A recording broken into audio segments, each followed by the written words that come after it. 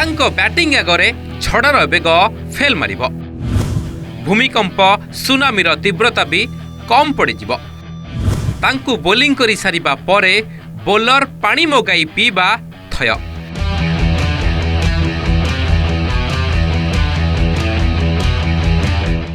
ନିଜ କ୍ୟାରିୟରରେ ପ୍ରଥମ ଥର ପାଇଁ ବିଶ୍ୱର ଅନ୍ୟତମ ଫାଷ୍ଟ ବୋଲର ବୁମରାଙ୍କୁ ଫେସ୍ କଲେ ଆଉ ପ୍ରଥମ ବଲ୍ରେ ଛକ୍କା ମାରି ନିଜ ଦମ୍ ଦେଖାଇଲେ 15 ବର୍ଷର ଯୁବ ବ୍ୟାଟ୍ସମ୍ୟାନ୍ ବୈଭବ ସୂର୍ଯ୍ୟବଂଶୀ। ନିର୍ଭୟରେ ଦମ୍ଭର ସହ ଛକା ପିଟୁଥିଲେ ବୈଭବ, ସ୍ମାଇଲ୍ କରୁଥିଲେ ବୁମରା। ପଡ଼ିଆରେ ଲାଗିଗଲେ ୟର୍କର କିଙ୍ଗ ଓ ରାଇଜିଂ ଷ୍ଟାର। टीम इंडिया दुर्दश प्रीमियम बोलर जी बोलिंग पाई आसिले स्ट्राइक्रे थिबा बैट्समैन छाती थरे हेले हसी हसी तांको बॉल को धुलेइले वैभव सूर्यवंशी।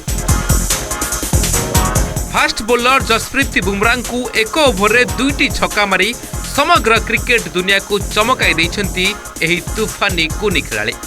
प्रथम बॉल लंगन उपरे छक्का, तापरे तृतीय बॉल पुल करी आउ एक छक्का पिटिले। राजस्थान रॉयल्स बनाम मुंबई इंडियंस मैच रे एभली खेल अनेकंक मनरे प्रश्न छड़ा करछि। किए पिच रो दोष देउछि तो आउ किए बुमराह को बोलिंग शैली को नहीं उठाइलेनी प्रश्न। बुमराह को गोटे ओभर रे 14 रन अदा करदेले वैभव। मात्र 14 बॉल रे 39 रन करी आउट हेले मध्य तांको इनिंग्स समग्र मैच रो रूप बदलाई देला। राजस्थान रॉयल्स पाई वैभव एवं यशस्वी जोड़ी आउ थरे प्रमाणित करदेले युव शक्तिर दम। सेपटे चलित सीजन रे बुमराह को बोलिंग फिगर अनेकंकु चकित करिछि। तीनोटी मैच रे गोटिए भी विकेट नहीं पारिले नहीं। गत 8 वर्ष रे प्रथम थर पाई एपरी घटना घटिछि। बुमराह इकोनॉमिकली रहिले मध्य विकेट नेबारे पूरा संघर्ष करछथि। युव तूफान वैभव सूर्यवंशी बुमराह को प्रथम थर पाई एमिति धुलेले जे जहाँ अनेक बड़ बड़ बैट्समैन मध्य करि पारे नांती।